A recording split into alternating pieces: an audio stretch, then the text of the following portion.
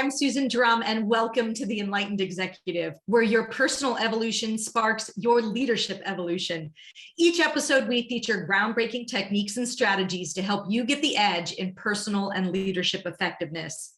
Today, we're focusing on thriving in the world of remote work and building capacity in your team. And my guest today is Robert Glazer. Robert is the founder and CEO of Acceleration Partners, a global partner marketing agency helping industry-leading brands efficiently grow and refine their marketing partnerships. He's been on the #1 list of Wall Street Journal and USA Today as the best-selling author of 4 books, Elevate, Friday Forward, How to Thrive in Virtual Workplace, and Performance Partnerships. So welcome, Robert. Thanks, Susan. Happy to be here. I'm so glad you're here because this is such a timely topic. So we were talking a bit about your thoughts around thriving in a remote workplace. And one piece in particular what we're dealing with is the hybrid world right now. The hybrid, a lot of companies are thinking about, okay, we're going to have not going to have it all the time. We're going to have some of the time. We're going to have some employees and sometimes some employees not, or we're going to let the employee choose. What are your thoughts on best practices for how to navigate this challenge?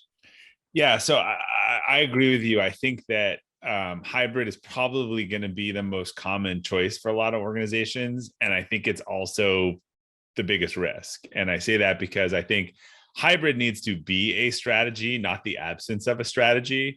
McKinsey just came out with some study that said that 40% of companies have not made a decision for their go back to work strategy, and 30% have been so vague that their employees don't know what they mean. So that's 70% of companies who either haven't made a decision or haven't made a clear decision, and it's causing a lot of stress and anxiety, right? If you worked in New York and you moved to Vermont during this, and you're not clear whether hybrid means that you can work from Vermont, I think that it is really incumbent upon companies to be super clear if they're choosing hybrid about what their definition of hybrid looks like. Is it you can do what you want? And there's a whole bunch of questions about how you support that. Is it we're all in the office Tuesday, Wednesday, and Thursday? Is it you need to be in the office 50% of the time? Is it you need to be in the office for these type of meetings? Like each one of those, where can people work from? Where can they not work from? Like these things really can't be ambiguous. This is like a huge thing. Like what's our workplace model? And yes. I think that a lot of leaders are not leading. Like even if it's unpopular, your job is to make a decision and put a stake in the ground. It's not going to make everyone happy. I actually think that some of the folks where I don't agree with their decision around, look, everyone's back in the office 100% or you lose your job or otherwise, at least they're being clear and communicating what their go forward strategy is. Right, that level of clarity in an uncertain world. That said, at the same time, I know a lot of people that said, we're going back beginning of September, and they never anticipated what has happened with the variants, right? Yeah. And how that's exploded. And so now they're backtracking going, are we really ready? Do you have any thoughts on, those that put a stake in the ground and now are rethinking it? What should they reasonably expect employees, the time frame that they should course correct or not? Yeah, look, the folks who said everyone's got to come back to the office like in 3 months, 100% or whatever it is, they don't know whether that means that 40% of their employees are now interviewing for new jobs, right? So like whether they just started the time clock on that. So to me, it's less about the timing and being like, here is actually what our strategy is going to be going forward. And maybe it's impacted by this short-term timing, but again, this is the strategy. This is what you can expect. Other than if you're going to be home during a variant, or when we're back, this is what our in-person will look like, or this is what our hybrid will look like, because there's a lot of questions around these things. And again, you're someone who bought a house, 2 hours away, are liking that lifestyle. You may be unclear whether you can still work at that company based on whatever the requirements are going to be. Yeah. And what are you doing at your company? So I know you've got global employees, so there's already obviously a remote. We've always been remote. We've always been remote for 14 years. But we don't tell people that they can work anywhere. That's a legal and logistical nightmare. We have specific designated areas that we call hubs that people can work from. Again, there's people have said even like hey, you can work from anywhere. Really? What happens if your employee moves to the UK? Do you realize you might have to set up an entity there and pay a pension? And UK IP law may mean that, like, if you're not paying them as an employee, that they may keep everything they develop. Like, I've heard some nightmare stories that only come up, I will say, to business in due diligence. Like, when you're going to get an investment, you're going to sell your business, then the fact that you've been doing something fundamentally illegal for 10 years tends to come up. Yeah, so you specify certain hubs that people can work in. What about, do you ever bring your team together in an offsite type environment? Yeah, so the reason why we have the hubs is because the people want to get together. They want to do social stuff. There's usually something going on every month at a hub, whether it's social get together, work, or doing some nonprofit thing. But like, we had hub weeks for the first time in 18 months where our president and leadership team went to our 7 hubs over a 2-week period. And so we were able to sit down with the entire company and get some feedback and social activities. And then we bring everyone, when there's not a global pandemic, once a year for something called AP Summit. That's 4 days a week.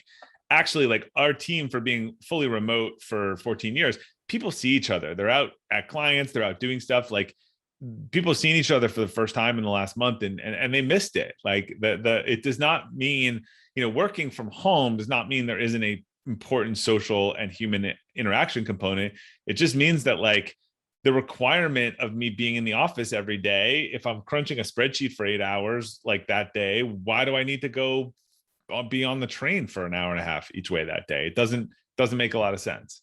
Yes. And what I found is it feels like people want to go to all or nothing model. And I believe still getting together in some capacity in a safe way in person is critical. I've seen such incredible bumps in performance with teams that are doing that, doing some type of offsite activity versus continuing to try to do it completely remote. So if your business allows you to do something in person and you can do it in a safe way, people are lonely, honestly. Like, yes, they're enjoying it, but they've recently done some studies about the amount of loneliness from this remote world. And I'm wondering if you could speak a little bit to mindsets that leaders need to think about managing a remote workforce.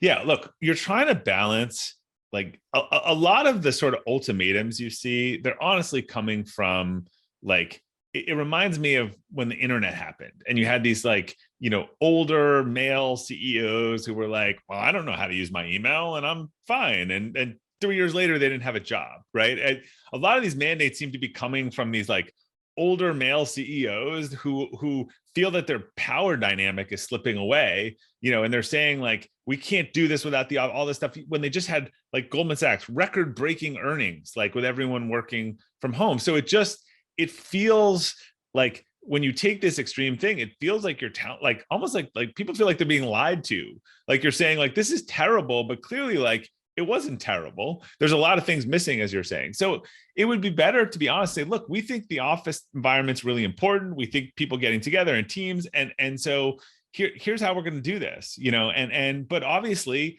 I think we've proven, if you need flexibility, you feel like you're better working from home on a Friday or whatever, like, you can do that as long as you get done what you need to get done. Like that I think that would just feel like a more intellectually honest approach to people than the all or nothing, because even my publisher of my book, so I was talking to them, they were always in person. There was no remote or flexibility. And, I think they realized throughout this, there's certain, like, when they're buying a book and they're having a team meeting, like, those are really important to be in person. When the editor's heads down for 9 hours editing a book that's about to publish, they don't really need to go into the office to lock themselves in their office. Like, so what the company's saying, like, look, here are the reasons and why we need to get together and when we don't. So to me, that's just the essence of leadership. Like telling people the truth about something. We say, look, I think it's fine to say, we think important is really important. In person is really important, but here's how we can accomplish that in a way that also gives you the flexibility that the market is clearly saying that they like. And by the way, if anyone liked remote work during a global pandemic, when you couldn't go for the gym, your kids were at school at home, you couldn't see your friends, you couldn't have lunch, couldn't travel, like, and you liked that flexibility, like, that was the worst time for remote work I could think of in the last decade. Absolutely. I mean, some people liked it. I would say I do So love then you'll really high like the fives. They were fine with it. yeah. So then yeah, all the right, all the introverts loved it. But Yeah. the that I think it is the flexibility more than working from home. Saying, look, today my kid is sick. I do not want to feel like I have to choose. If I can just work from home, I don't have to choose, right? And I'm going to get all my work done. I think they want to feel like that's an adult decision, and it accomplishes a win-win. And so why wouldn't you let me do that, right? So other than being really clear about what your processes are, having flexibility in how you think about this hybrid model, any other suggestions you have for leaders, since you have somewhat of a hybrid model?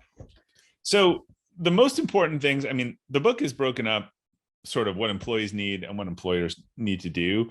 There's one that really crosses over, and that's boundaries. Like, people, when they're working from home, they need boundaries, and you need to help them with that, and they need help with it. Like, they need a wake up time. They need to not be bringing their work into bedroom and their phone into bedroom. They need kind of that virtual commute in the morning and that virtual home. Someone on my team was just telling me that, she showers and gets dressed and does all this stuff for working remotely, and then changes before she goes down to her kids. Like, it's a routine to signify, like, this is my workspace and this is my personal space.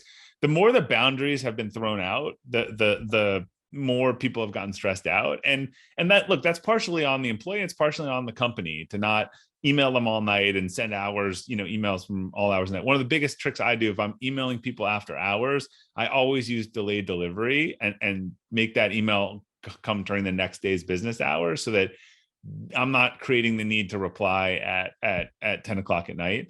The other real thing for leaders, I think this is a huge transition. I think these are all just best practices that people should have been ideally doing anyway, but they have to move to outcome management from input management, right? They have to say, look, here are the outcomes I'm looking for. I'm going to be clear about the KPIs. I'm going to delegate and communicate well to you. And I'm not managing you by the number of hours that you're in your seat. I'm managing you on the results that you get. So we all understand this with sales. Like, Susan, if I said, you could have salesperson A, they make 100 calls a day and they sell $1,000. Salesperson B makes $10 a day, 10 calls a day, and sells $10,000. Like, which salesperson do you want? You want B. Now, if the salesperson A is not selling very well, then I might dig into their input metrics and say, well, look, if you're not making the calls and you're not doing the follow-up, but you really don't want to manage to input metrics. You want to manage to outcomes.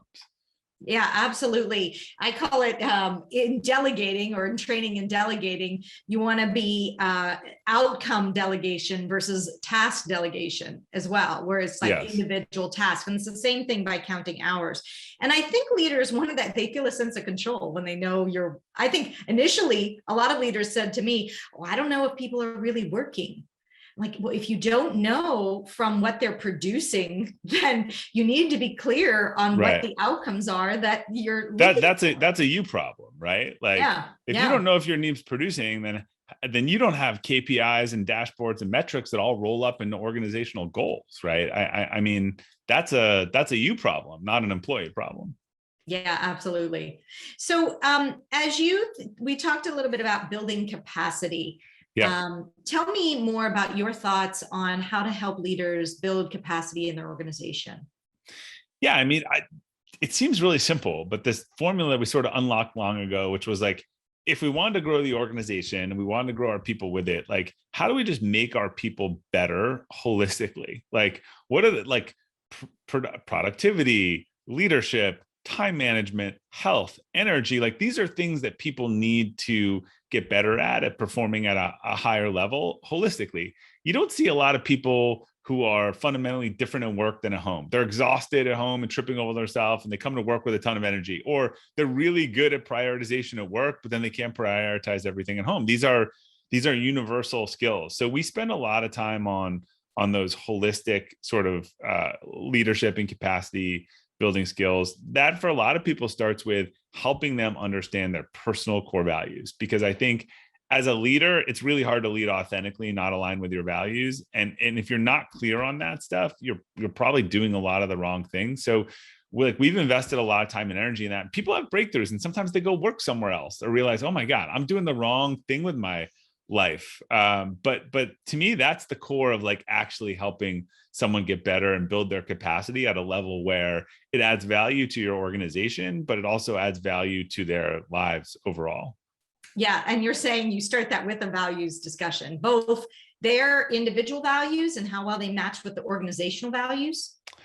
Well, I mean, we interview on the organizational values. So I think that if they identified that their core values did not align with the organizational values, they would probably opt out, given that we talk about our values and reward everyone and promote them and incentivize them. And you'd feel like a fish out of water. It's not something on the wall. It's there are awards and recognitions and that. But I think more, it's again, having gone through this process with some leaders, there's some real stuff they realize, like a couple of things of like when a leader has a core value of trust, like, and that comes out in the core value training. Usually that actually comes from a violation of trust that was pretty significant in their life, maybe in childhood or otherwise. And B, like they've been managing this way without being able to communicate it to their teams. Like, and this has happened enough now when this comes up, I'll say something, let me ask you something. So in this training, when someone's on your team is 5 minutes late for a meeting, 1 day late with something, like what's your, reaction? They're like, they get put in a mental penalty box because they're signaling to me that I can't trust them. And trust is like these are the managers who are like, you're either in my circle, or you're not. And I was like, look, what would it look like to communicate that to the person and to actually explain to them that, 5 minutes late is not about being 5 minutes late. It's just that you're someone for whom trust is really important. And these are signals that they are not trustworthy. And then these kind of breakthroughs happen where they're like, wow, like I didn't realize my leadership style was bogged down. And I don't mean something like from things that are like from my childhood and stuff that I never really put together why they're so important to me. I mean, there's been example. There was one where someone on our team, realized they had a core value of self-awareness. They had a parent who would just kind of embarrass them their whole childhood by being not self-aware, too loud, too this, too that. And so anyone on their team, showed signs of self-awareness and they were just kind of all over them about it. And these are the things that were just like completely change the way that they lead their teams, communicate their teams, and say, look, I can actually go to you and say, this is my like playbook as a human being. This is what matters to me. Here's how you can manage me, and we've just seen a huge improvement in the performance of those teams and the leadership. And I think what I like about this conversation is going beyond just saying trust is a core value of mine. Right. What I've learned is people build trust in different ways. What do they mean by that? Trust can be a loaded word, right? I trust you, I don't trust you. There's actually some core distinctions within trust. And an example you gave, it's really about reliability. Did you do what you said you were going to do? Other people value trust based on, let's say, competency, or other people value trust based on believability or motive. Or there's just unbridled loyalty, which is not earned in some cases, right? I mean, that was Donald Trump's version of trust. It's like, you just have to be unwaveringly loyal, like no matter what you do. And this is why specifically when we do these, we don't let people come away with one word core values. They have to do a phrase or an expression. The other one, integrity. I've come up with 8 definitions of integrity. How do you mean this? Exactly. Like truthfulness, like versus, a morality issue, or you do what you say, or you say what you do, or living in line with your purpose. Like when you actually start asking people what integrity means to them, it's 5 or 6 different definitions. Absolutely. And without that conversation to delve deeper into it on how can we work better together? What are my pet peeves? What's going to trigger me? And I could not agree with you more 100%. Those triggers were formed early in childhood and they show up in your leadership today. But if I want to work effectively with you, I need to know what they are. And so I think often having those conversations of like, this is what's going to build trust with me, and this is what it looks like. And this is what, if you do this, is going to diminish trust with me. Please don't do that. I would love to know that as an employee walking in, so I don't step in it, right? Step in the and also with their boss. So one of the things that people with a lot of trust orientation around a core value have is that they overwork to earn trust because they can't communicate to someone else that, look, it's very important that you trust me. So I just need to know that. I need to know where I stand, or else I'm going to be sitting here like running myself freaking ragged trying to earn your trust. And when you know you have that person on your team, and I know a couple of them, when I know they're struggling with a decision or whatever, I'm like, look, Susan, I trust you to make this decision. That is like giving them gold. Like that is like, talk about my son had to read this book in kindergarten, like filling your bucket. Like that is how to fill someone's bucket who trust is important to them, is to say to them explicitly, like, you can make this decision. I trust you to do it. Right. Yeah. That yeah. Suddenly all their ambivalence goes away. Exactly. Well, you also talk about inspiring people to rise beyond their current level of capabilities. What is what have you found in managing your own organization that works? Yeah, look, I think there's, I once drew these lines, and I think there's 3 types of leadership, right? There's setting this high bar and then jumping over it and watching everyone else trip and not be able to get over it and being like, why can't you jump over the bar and clear the bar? I can clear the bar.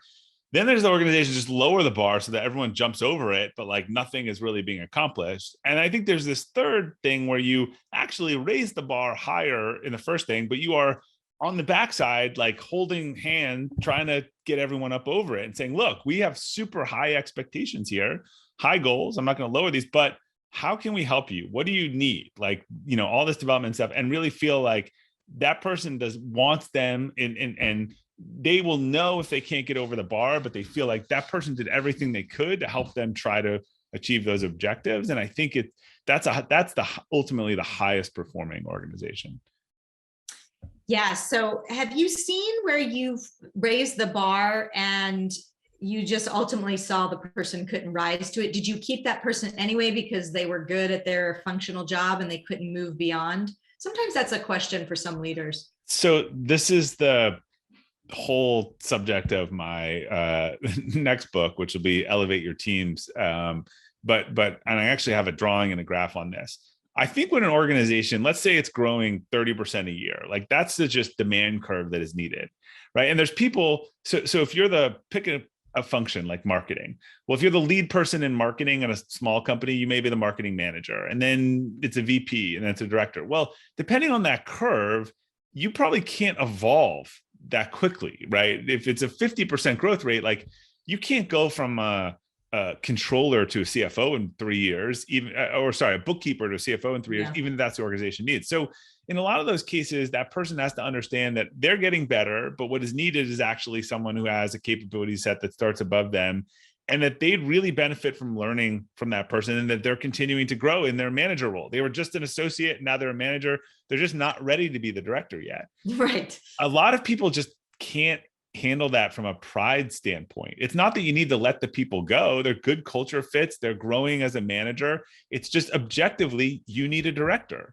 And that to me is another essence of leadership. Again, the really great leaders will say, look, I'm going to coach this person as much as I can need. If there are any baseball fans out there, I call it the Grady Little moment with Pedro Martinez, where it was the Yankees, it was the playoffs. Pedro Martinez pitched a great game. He was visibly exhausted. He started giving up hits. The manager went to take him out, and the player convinced him that he should stay in and blew the game, right? So a good player always wants to stay in the game. Like a great manager says, Susan, you're amazing. I'm coaching you. You're going to be a director one day, but I can't make you a director right now because you aren't there and the organization needs it. And I will fail a lot more people than you if I make that decision. So back to that bookkeeper CFO thing, I had a friend working hyper growth company, put the controller into a CFO role, knew she wasn't a CFO, but just didn't want to lose her, didn't want to hurt her temperament. She made $1 million. Feel the sense of loyalty, right? You've been with, and the employee feels like, I've been with you since the beginning. Why wouldn't you do that? You don't promote from within kind of conversation. And she made $1 million error, like in the first 6 months on the job.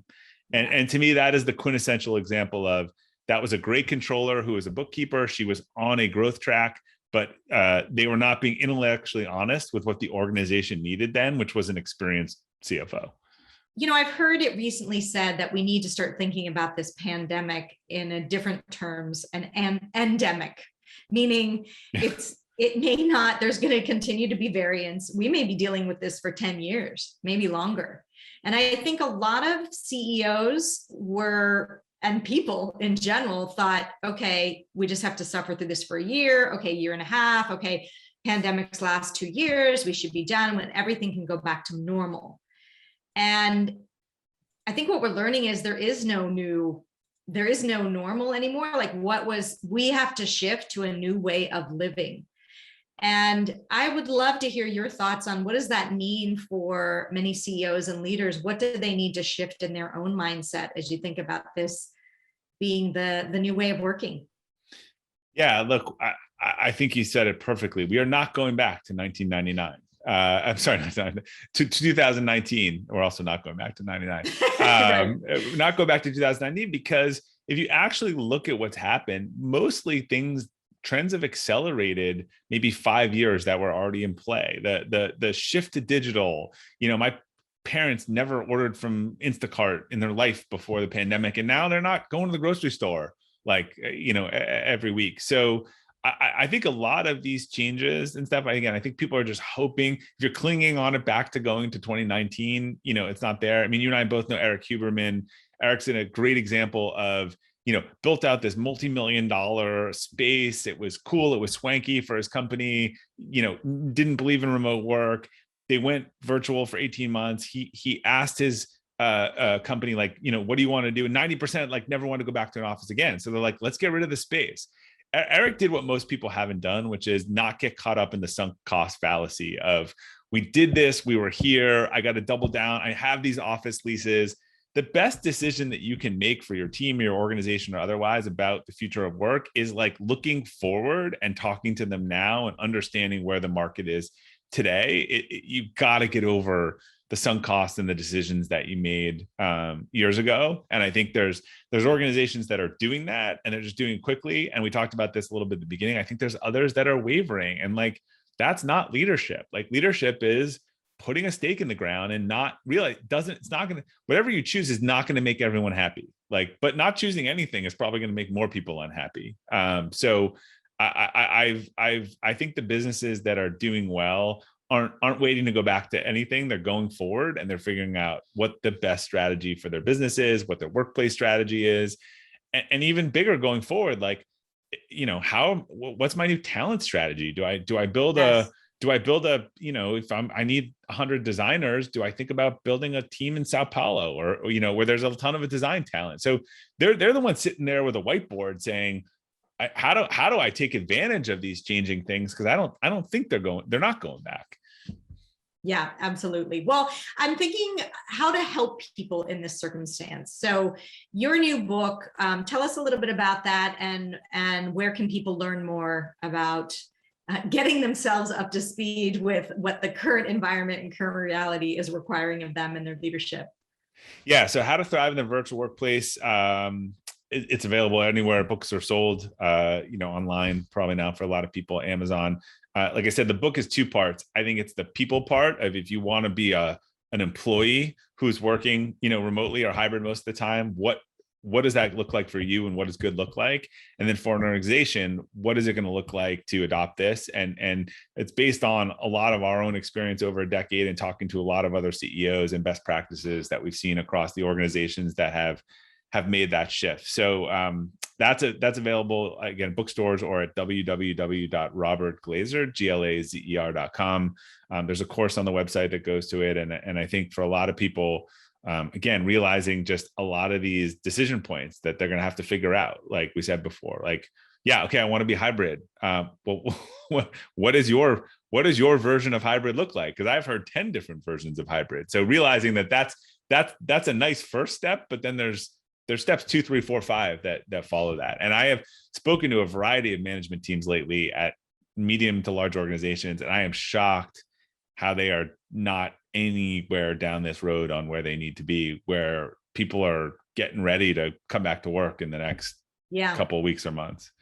And I think your hybrid strategy also has to fit in with your values, circling back to our initial conversation. So in what ways does what would it look like to be hybrid and still honor those values? How do we do that? And that's worth an important discussion with your team. So it's also not to make these decisions in a vacuum. It's to get the voice of the employee as well as input. It's not the deciding factor, but it's input. Yeah, get the input, because again, if 90% of your people want to come back and you want to get rid of the office, then you might want to know that, but understand that the input's probably going to be messy and all over the place. But And as you all said, over the then place. Exactly. input's great, but leaders make unpopular decisions, and it's time to make those decisions. Make decisions. Yeah. All right. Well, thank you so much, Robert. I'm so excited that you joined us today. And I appreciate you taking the time. Thanks, Susan. So if you like this episode, you're not going to want to miss my interview with Matt Brannigan of the Hoffman Institute, whose approach to personal development is to help leaders recognize the underlying patterns from their childhood to help guide their behavior, so they can start leading from a more authentic, enlightened place. Hope you enjoyed today's episode, and I'd like to point you to the next important step. Hit the subscribe button and the bell to get notified when we release new content. I'll see you on the next episode of The Enlightened Executive.